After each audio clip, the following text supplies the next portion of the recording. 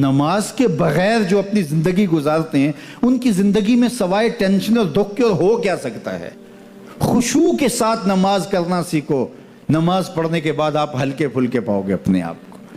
رقت کے ساتھ اللہ کے حضور گڑ گڑاتے ہوئے سجدے کرو, اس کا اپنا سرور پاؤ گے.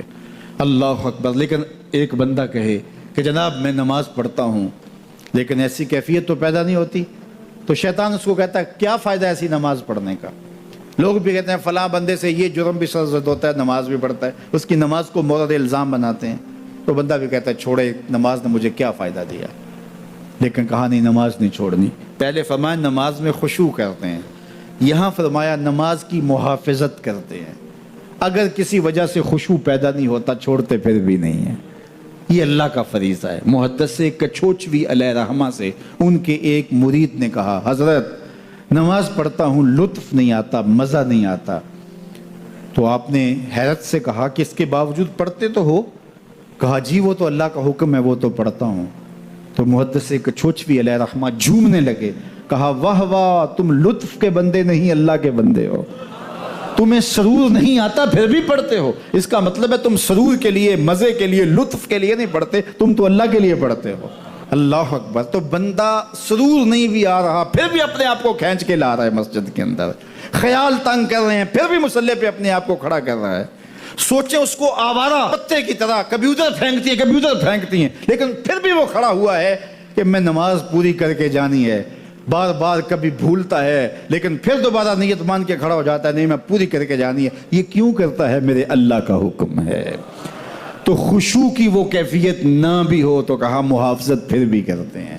یہ خوش نصیب لوگ ہیں. اولئک هم الوارثون, یہ لوگ وارث ہیں.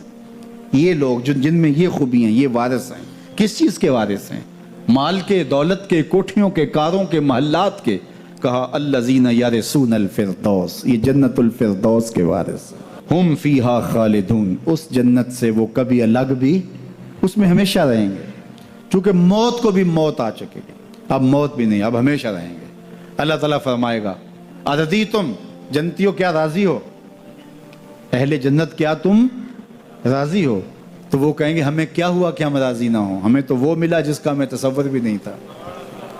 ہمیں جنت مل گئی, محلات و قصور مل گئے.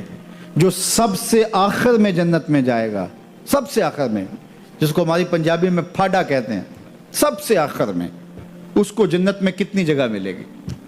جو بندہ سب سے آخر میں آتا ہے اس کو دھوپ میں جگہ ملتی ہے, جو اس سے تھوڑا سا پہلے آ گیا اس کو برآمدے میں ملی, جو اس سے پہلے آیا اس کو اندر جگہ ملی. ایسے ہی ہوتا ہے. تو جو سب سے آخر میں جائے گا جنت میں تو وہ سب سے بڑا گنہگار ہوگا, اور جہنم کے رگڑے سہ سہ کے وہ جہنم سے نکلے گا سب سے آخر میں. بخاری شریف میں تذکرہ موجود ہے. اللہ کے حضور حاضر ہوگا اور اللہ اس بندے کو کہے گا بتا کیا چاہیے؟ وہ کہے گا مالک مجھے یہ چاہیے. اللہ فرمائے گا لکا ما تمنیت, جو تو نے آرزو کی جا سب کچھ میں نے تیری جھولی میں ڈال دیا, اب جنت میں چلا جائے. اب اس کو تو یہ ہوگا سایہ دیوار میں جگہ مل جائے تو غنیمت ہے, جنت کے کسی درخت کے نیچے جھونپڑا لگا لوں تو کافی ہے, چلو کوئی 2 مرلے کا 3 مرلے کا کٹھیا بھی مل جائے تو کافی ہے. اس کے لیے تو اتنا ہی کافی کہ جہنم سے نکل گیا. لیکن اس کو کہا جائے گا جا جنت میں چلا جا, اور تیرے لیے جنت میں دنیا سے 10 گنا جگہ ہے. دنیا سے, بخاری کی روایت, 10 گنا جگہ. یہ 7 بر اعظم پہ پھیلا ہوا جہاں, اور اس کو 10 سے ضرب دے, اتنی جگہ اس کی ہے جو سب سے آخر میں جائے گا. جب اللہ یہ فرمائے گا تو وہ کہے گا اتسخر وانت الملک, میرے رب تو مجھے رب ہو کے مذاق کر رہا ہے, مالک ہو کے مجھ سے مذاق کر رہا ہے, بادشاہ ہو کے مجھ سے مذاق کر رہا ہے. اس کو لگے گا ہی نہیں کہ مجھ کو, میں ساری زندگی پاپ کرنے والا لیکن ایمان کا چراغاں تو اندر تھا. اللہ اکبر. آج نکلے گا تو جنت میں سب سے آخر جانے والے شخص کو کتنی جگہ ملے گی؟ دنیا سے 10 گنا جگہ دنیا سے سب سے آخری شخص کو, پھاٹے شخص کو ملے گی. پھر بلال حبشی کی جاگیروں کا عالم کیا ہوگا, ابو بکر عمر کی جاگیروں کا عالم کیا ہوگا, بابا فرید گنج شکر داتا گنج بخش علی اجویری, شیخ احمد مجدد الف ثانی کی جاگیروں کا عالم کیا ہوگا. دور موجود میں 2 طرح کی افکار ہیں جو دیکھنے کو ملتی ہیں. ایک مخصوص طبقہ ہے جس نے چند عبادات کے مجموعے کو دین قرار دے دیا, باقی معاملات زندگی, کاروبار, طرز معاشرت, لوگوں کے ساتھ رویے وہ ان کی ترجیح ہی نہیں ہے، وہ اس کو اپنا ایک نجی معاملہ سمجھتے ہیں۔ جس طرح کہ وہ ایک علاقے کے اندر منشیات بھی بیچ رہے ہوتے ہیں اور نماز کے وقت ایک طرف گٹھڑی رکھ کر کے نماز شروع کر دیتے ہیں، تو ان کو اگر کہا جائے کہ صاحب یہ کیا، تو وہ کہتے ہیں کہ یہ ہمارا دین اور یہ ہمارا کاروبار ہے۔ تو انہوں نے دین کو الگ کر دیا اور کاروبار کو الگ کر دیا۔ تو ایک طبقہ وہ ہے، ایک فکر وہ ہے کہ جو مخصوص طرز زندگی کو، مخصوص وضع کو اور چند رسومات کو دین قرار دیتے ہیں،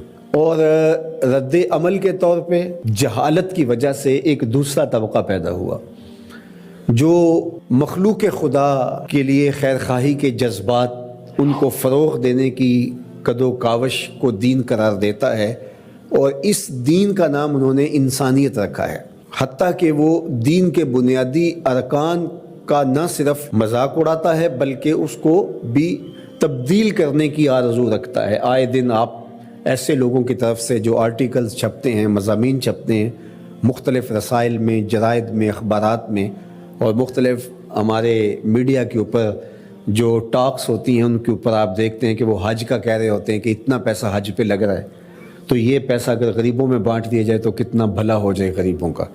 اس طرح جو قربانی پہ اتنا پیسہ لگتا ہے، تو یہ قربانی کے پیسے اگر غریبوں میں بانٹ دیے جائے تو کتنوں کے گھر بس جائیں گے، کتنی غریب بچیاں جو ہیں ان کی شادیاں ہو جائیں گی۔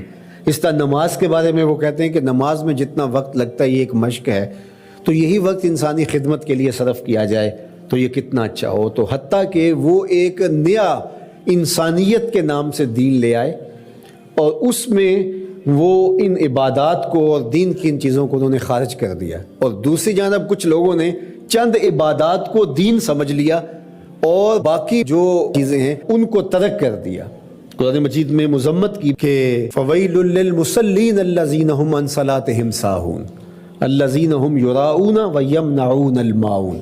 ان نمازیوں کی مذمت کی گئی کہ جو سجدے پہ سجدہ تو کرتے ہیں، تکبیر اولیٰ بھی قضا نہیں ہونے دیتے، پہلی صف میں بھی کھڑے ہوتے ہیں، لیکن ان سے عاریتاً کوئی چیز مانگ لو تو نہیں دیتے۔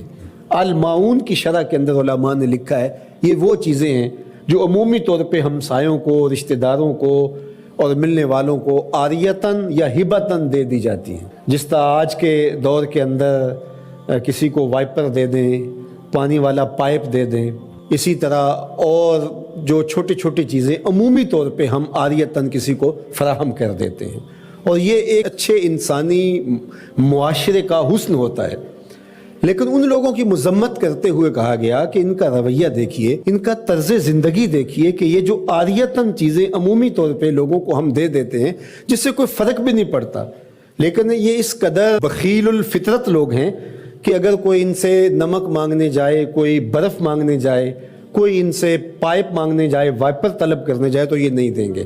اور دوسری جانب ان کا رویہ یہ بتایا کہ وہ تکبیر اولیٰ قضا نہیں ہونے دیں گے، وہ نماز کی پہلی صف میں آپ کو کھڑے نظر آئیں گے۔ تو اس لیے کہا کہ ان کے لیے خرابی ہے جو اپنی نمازوں کے فلسفے سے ہی آگاہ نہیں ہے۔ تو یہ ہے دوسرا رویہ۔ تو ایک وہ رویہ کہ انسانیت کو ایک مذہب قرار دے کر کے فرائض اور واجبات کی نفی کی جائے، حج کا مذاق اڑایا جائے، زکوٰۃ کا مذاق اڑایا جائے، نمازوں کو وقت کا ضیاع قرار دیا جائے، اس طرح قربانی کو ایک اسراف کے نام سے یاد کیا جائے۔ تو جو معتدل رویہ ہے اس کو اس آیت کریمہ میں بڑی خوبصورتی کے ساتھ یہ ساری چیزیں آیت بر کے اندر پرو دی گئی اور بتا دی گئی کہ یہ ایک مکمل نصاب زندگی ہے، یہ ایک فل پیکج ہے جو اسلام نے ہمیں دیا ہے، جو عبادات کے اندر، اعتقادات کے اندر، رویوں کے اندر، طرز زندگی کے اندر، انداز معاشرت کے اندر، سب میں کمال مرتبے پہ فائز المرام ہے۔ یہ سچے لوگ ہیں۔ اور فرمایا وَأُولَٰئِکَ هُمُ الْمُتَّقُونَ، اور تقوی کے نور سے مالا مال بھی یہی لوگ ہیں جن کے اعتقادات بھی خوبصورت، جن کے اعمال بھی خوبصورت، جن کے رویے بھی خوبصورت،